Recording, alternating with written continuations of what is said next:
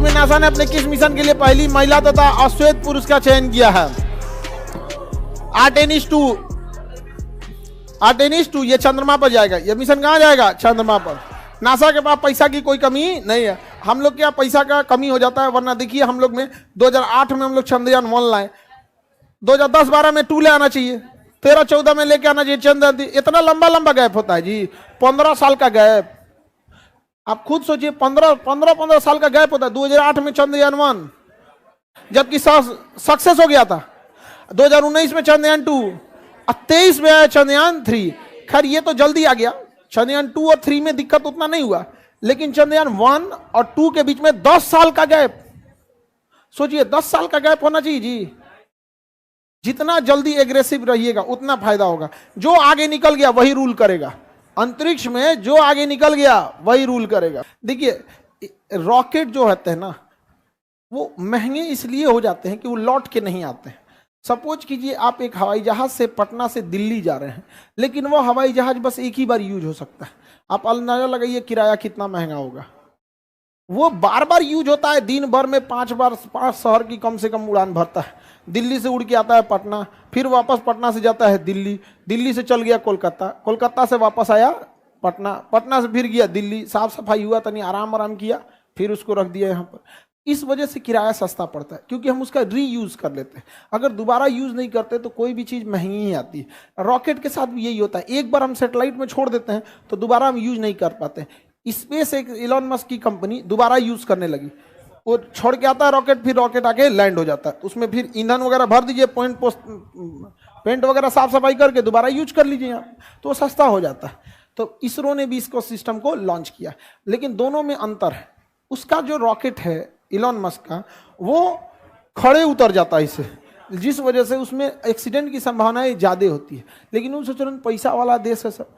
हम लोग का जो रॉकेट है वो रॉकेट को ऐसे छोड़ देगा अंतरिक्ष में, उसके ऊपर सैटेलाइट लगा दिया जाता है, जाएगा अंतरिक्ष में छोड़ देगा, और छोड़ने के बाद वो 2 पार्ट में होगा। एक पार्ट अंतरिक्ष में चला जाएगा, वो तो खराब होना ही होना है, और जो नीचे वाला पार्ट है वो छोड़ने के बाद वापस आएगा और जहाज की तरह क्या होगा, लैंड करेगा।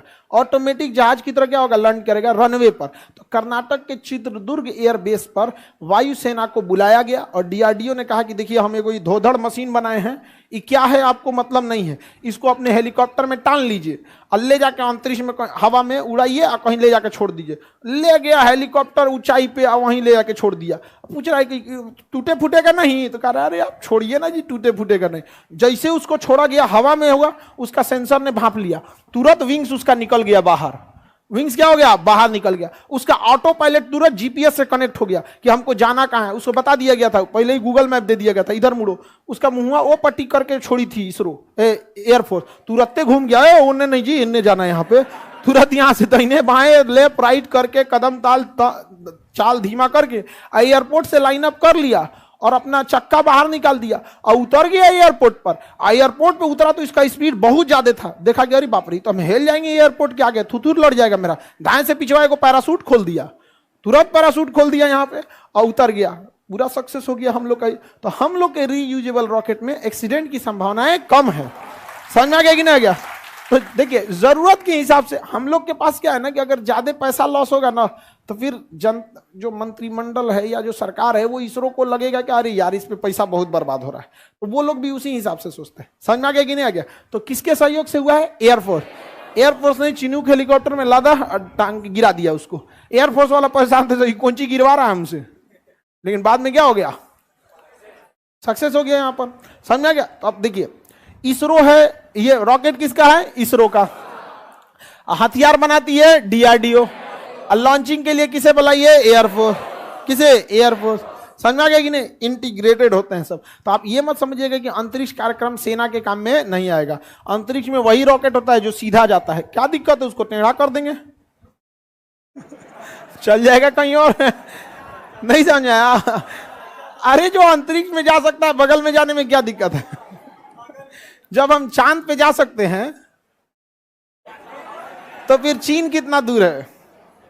समझ में आ गया नहीं आ गया?